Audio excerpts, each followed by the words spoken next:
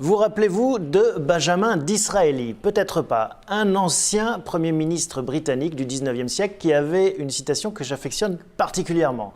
Il disait « Il y a les mensonges, les foutus mensonges et l'INSEE ». Alors non, il ne disait pas l'INSEE, il disait les statistiques. Parce qu'on peut tordre les chiffres dans de nombreux sens et leur faire dire beaucoup de choses surtout.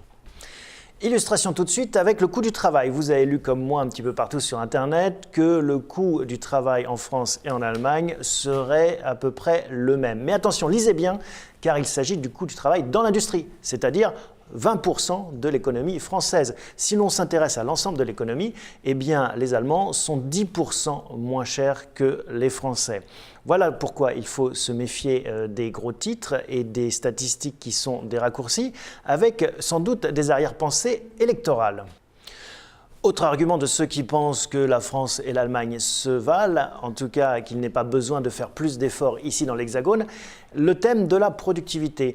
On brandit la productivité française, qui est certes très bonne, mais pour une raison simple, on travaille moins que nos petits camarades.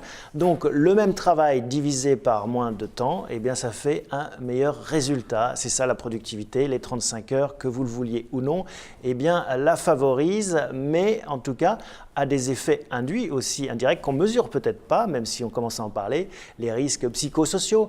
En effet, est-ce que si on pousse les gens à faire en 35 heures ce que d'autres font en 40 heures, est-ce qu'on ne les expose pas? Donc vous voyez, le débat sur les statistiques est plus compliqué qu'il n'y paraît de prime abord. Il faut prendre l'ensemble du contexte pour bien comprendre les enjeux.